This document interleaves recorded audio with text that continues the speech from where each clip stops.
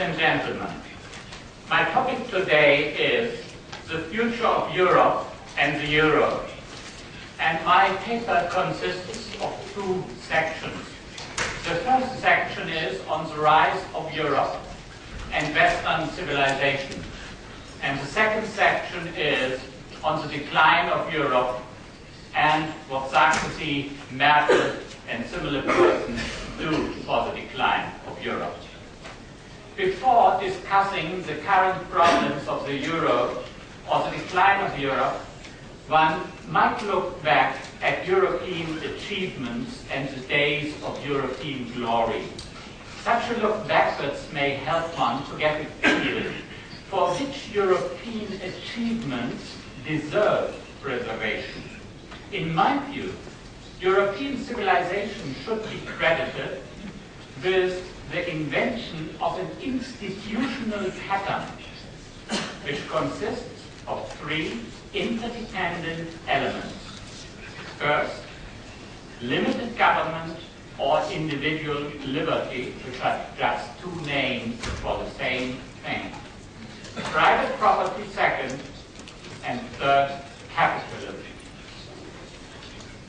These three elements are interdependent in the sense that one cannot exist without the other. Why is this Western institutional package so important? What are the causes of this institutional pattern? And what are the consequences of this institutional pattern? I start with consequences. The ultimate consequences are political liberty, including democracy, and prosperity.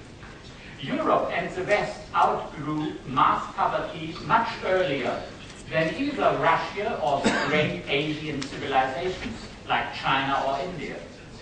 As already Adam Smith recognized, men need property as an incentive for hard work. Without the hope of acquiring property, all of us try to work as little as possible and to eat as much as possible. The Austrian economist Ludwig von Mises added a second insight. The second insight is we do not just need private property in our food or our clothes, but we need private property in the means of production in order to get scarcity prices in input markets, and these scarcity prices in input markets are prerequisites for a rational allocation of resources. Mises explained already in 1920 why socialist or communist economies would always fail in satisfying the wants of consumers. This was published in 1920. In 1945, when communist rule expanded, another Austrian economist, Friedrich August von Hayek, building on Mises' earlier arguments, provided another reason for the superiority of the Western institutional package over any conceivable alternative. Limited government and private property in the means of production imply decentralized decision-making by entrepreneurs instead of centralized decision-making by bureaucrats and politicians. Decentralized decision-making by private entrepreneurs who suffer the consequences of their action is a prerequisite for the mobilization of knowledge in society. Such knowledge is dispersed across millions of heads and can never be centralized. Moreover, the privatization of decision-making contributes to innovation and makes the correction of errors much easier and less costly than under central planning. The main difference between a capitalist and centrally planned economy, in my view, is the ease of the correction of errors. Capitalist or competitive economy, it's many small errors happen all the time, but they can be fairly easily corrected. Centrally planned economy provides opportunities for huge errors which are almost impossible to correct without huge human suffering. In Hayek's view, individual liberty is not only a value in itself, but simultaneously a means to achieve prosperity. What are the causes of individual liberty and the Western institutional package? Ultimately, European economic success is rooted in political failure and disunity. That's the main difference between Europe and China. And if you go 500 years back in history, then China was still ahead of Europe. But China suffered from the burden of empire, whereas Europe remained disunited. Whereas military and political leaders in Asia succeeded in conquering huge territories and imposing imperial rule for centuries, again and again, Europe remained politically fragmented. There was interstate rivalry between principalities and kingdoms, but cultural unity. In the Middle Ages, this unity resulted from Christianity, later from the Enlightenment and science. Given the small size of most European principalities compared to Asian empires, there was more trade between politically independent territories in Europe than in Asia. Independent cities, the rivalry between church and state, later the Reformation and competition between Christian denominations also contributed to the dilution of authority in Europe. In a nutshell, political fragmentation in Europe and the West provided individuals with exit opportunities from oppressive rule. They could go from one territory to another. And these exit opportunities are the foundations of individual liberty. Competition between governments for capital and trade, for talent and people, forced European governments to respect private property rights and individual liberty much earlier and to a much greater degree than in Russia or in Asia. European success rests on providing less room for government error than elsewhere. That is why Europeans or Westerners have become undisputed masters of the world at the beginning of the 20th century. Now I come to the second section, to the decline of Europe and current predicaments. Political fragmentation within the West or European disunity was not only a prerequisite for the establishment of the institutional package of limited government or individual liberty, of private property rights and capitalism, but also the background condition of the wars which devastated much of Europe during the first half of the 20th century. These wars have killed in the order of magnitude of 70 to 80 million people. Among the survivors, tens of millions were forced to leave their homes. So Europe paid and suffered a lot from the political consequences of its disunity. Nevertheless, I want to underline that even these world wars did not suffice to finish Europe. By about 1970, at least the western part of Europe was back on its feet. It had risen like a phoenix from the ashes. Western nations still dominated the global economy. India and China were still growing less than the global economy, that is, their weight was decreasing rather than increasing until the 1970s.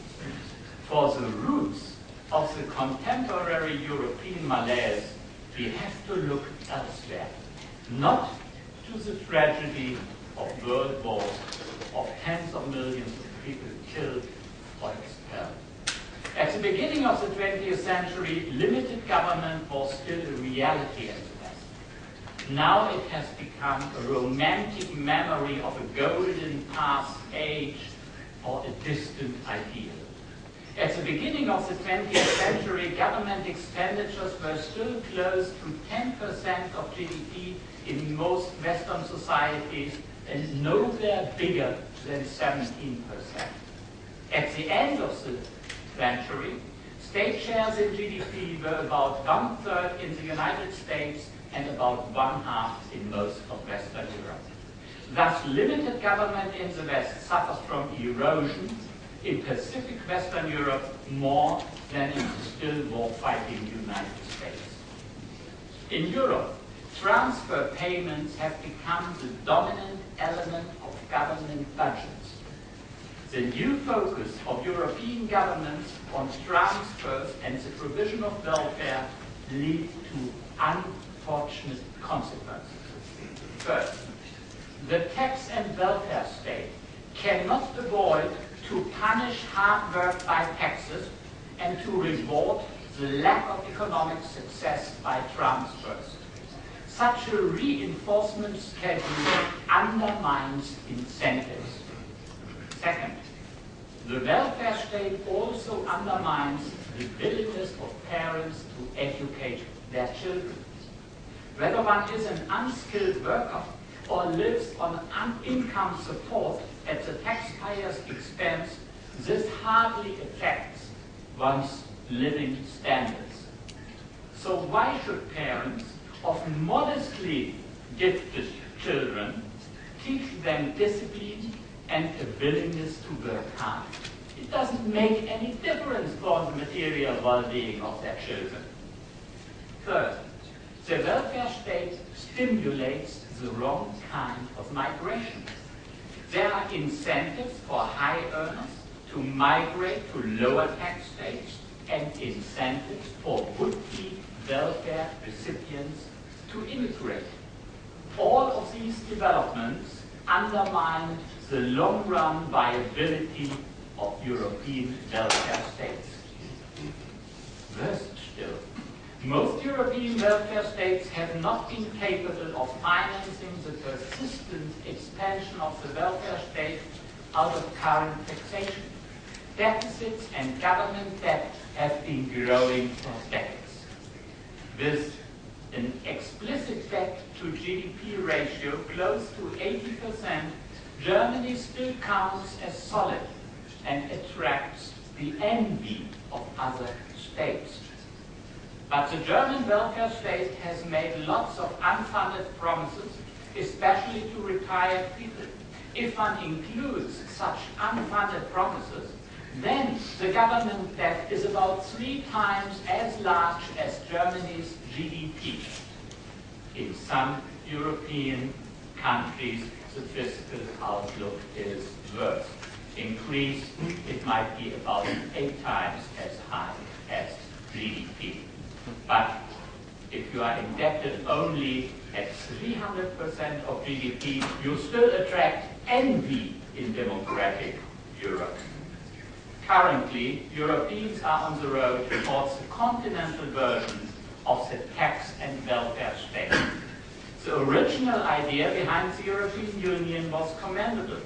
No more fratricidal wars between Europeans. Of course, all of us should be grateful that the risk of war in Europe is extremely low. Adherents of the European integration credit the European Union, even the Euro, for the process of achieving ever greater integration with the peaceful state of European affairs. I partially agree with this view.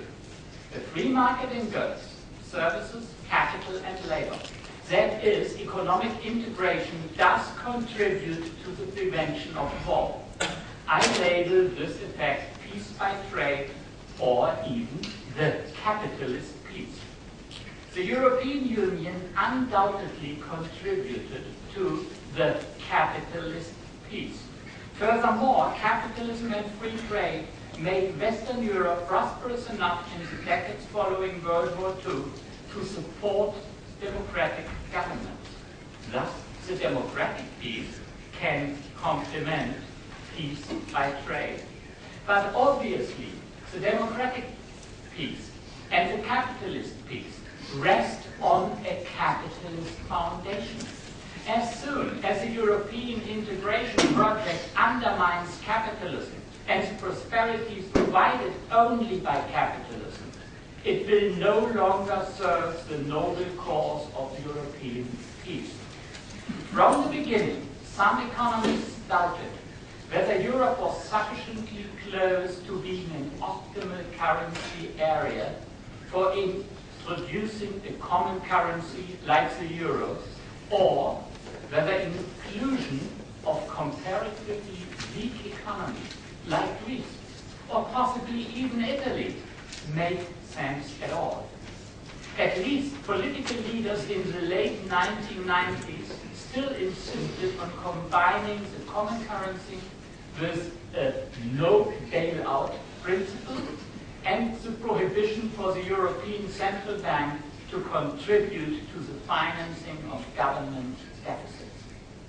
These two prohibitions serve the purpose of preventing the European transfer union.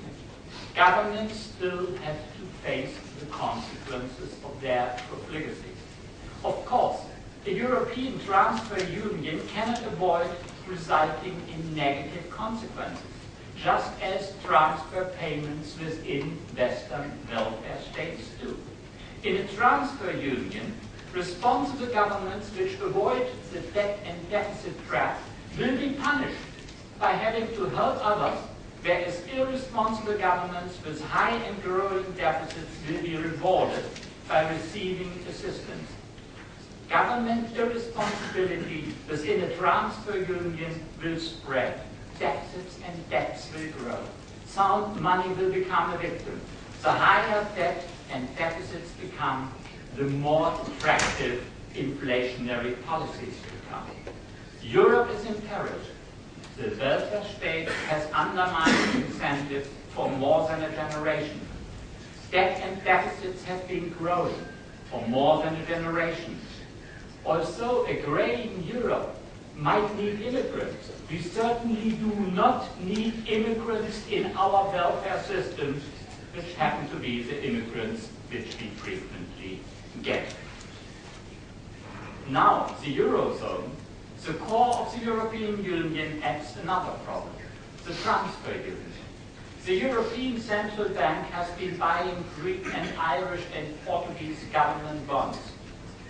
German, French and Austrian, even Slovak taxpayers are at risk of picking up some of the unpaid bills left behind by weaker Eurozone governments. The ruling elites of Europe are determined to achieve continental unity. They want to become capable of enforcing truly grand eras.